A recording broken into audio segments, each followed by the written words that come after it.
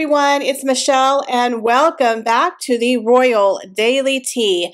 I want to give a special shout out to Trevor Colt, who was very kind to shout out my channel yesterday in one of his community posts. Since then, I've received around 40 new subscribers, so thank you so much, Trevor.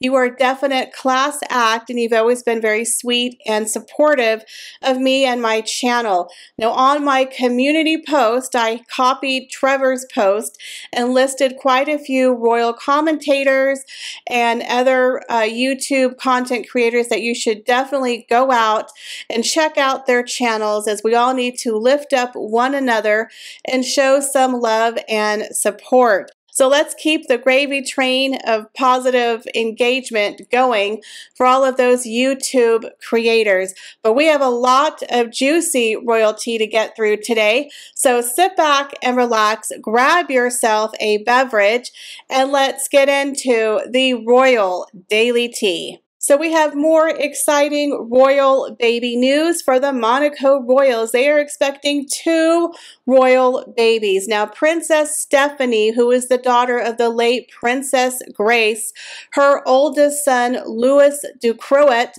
and his wife, Marie, have announced they are expecting their very first child, a baby girl. Now, they made an adorable announcement on their Instagram account with their dog Pancake, who was dressed up in a suit for the special occasion. So congratulations to the happy couple, and this is going to be one beautiful baby. Now, Princess Caroline, the oldest daughter of the late Princess Grace, her daughter is also expecting. It is announced she is expecting her 3rd child.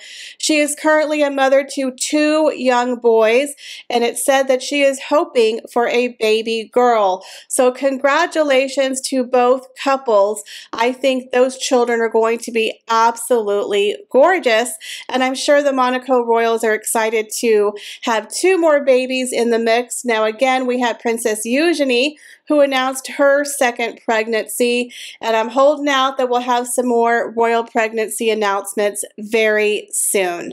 So we have a lot of Monaco royal news to cover today. Prince Albert, the 64-year-old monarch of Monaco, has come down with COVID-19 for the 3rd time. Now, it is said he remains asymptomatic and he is in isolation under Monaco's current health guidelines. It is said he is one of the first heads of state to ever have contracted the COVID-19 virus. Now, he first got COVID back in March of 2020 and later contracted COVID again in April of 2022. So we wish Albert a full and speedy recovery. Now, unfortunately, he has contracted COVID on his wife Charlene's 45th birthday.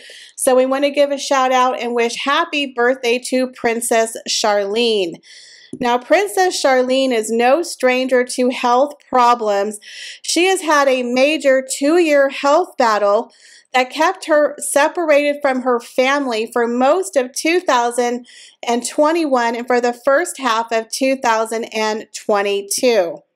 Now, back in September of 2020, Charlene had a major health crisis where it is said that she collapsed after complications following several surgeries for severe and ongoing ear, nose, and throat infection. She was rushed to the hospital, with the palace releasing the following statement. On the night of September 1st, Her Serene Highness Princess Charlene of Monaco was taken to the hospital after becoming ill due to complications from a serious ear, nose, and throat infection. Her Highness is being closely followed by her medical team, who say her condition is reassuring.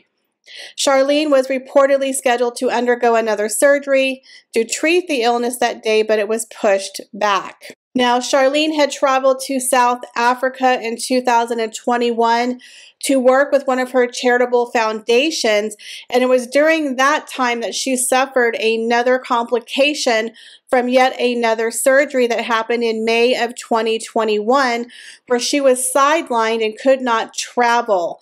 So she was away from her children for at least 6+ months, most of 2021. Now, there was a weird situation that happened in like December of 2022 where she arrived back in Monaco and then was whisked to an undisclosed location. So many people, of course, the rumor mills were going crazy. Now, we all know that Charlene and Albert have had a little bit of a rocky marriage.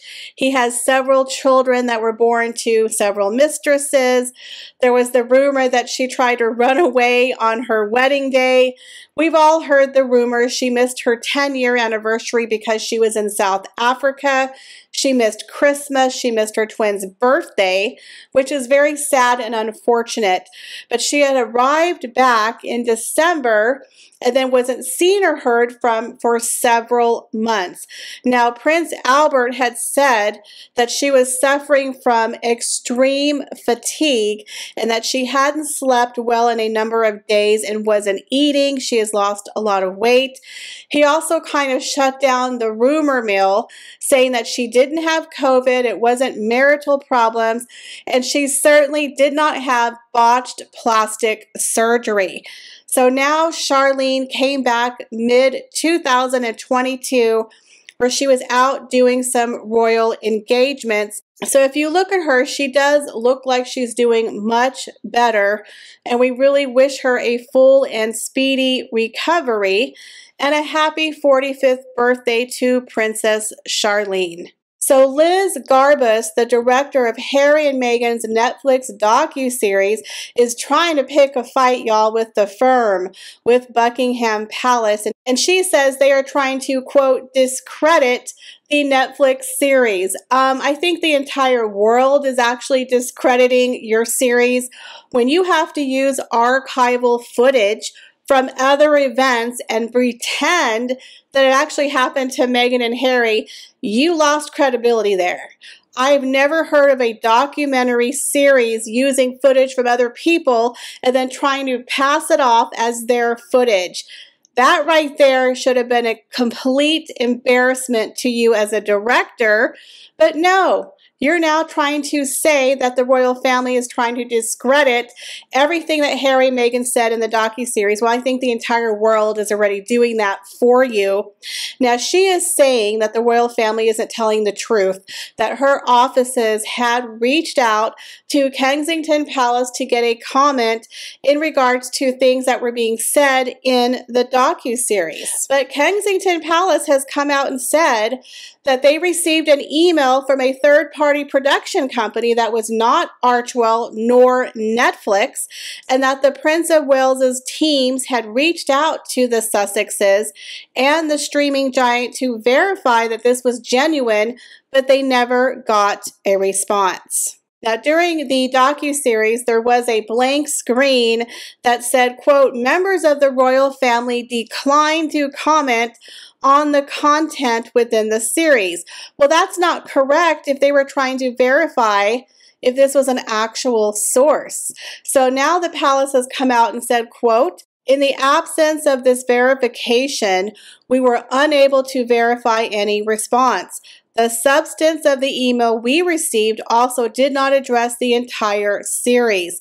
A Buckingham Palace source also disputed the Sussexes' claims that the royals were asked to comment.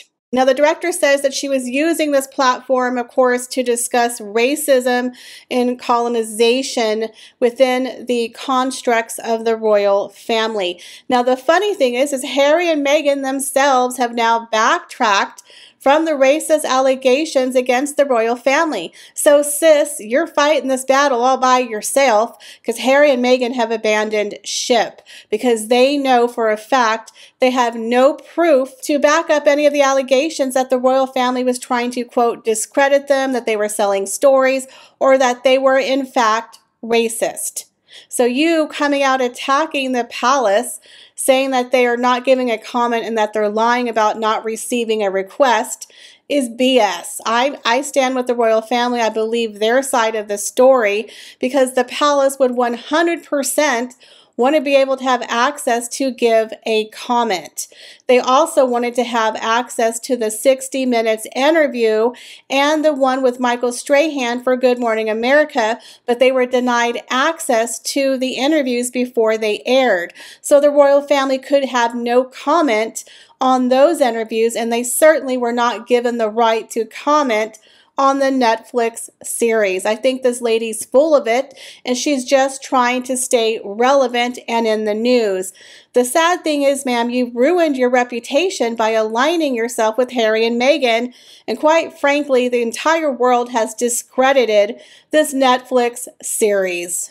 Well, that's all the royal news that I have for you today. What do you think of the new royal babies on the way for the Monaco royals? What do you think about Prince Albert getting COVID? And what do you think about Liz Garbus accusing the royal family of lying and trying to, quote, discredit Harry and Meghan's Netflix docuseries? Leave me your comments, guys, down below. As always, I appreciate each and every one of you. Please be sure to check out all of my social media accounts, and I hope to see you in the next video. Bye, guys.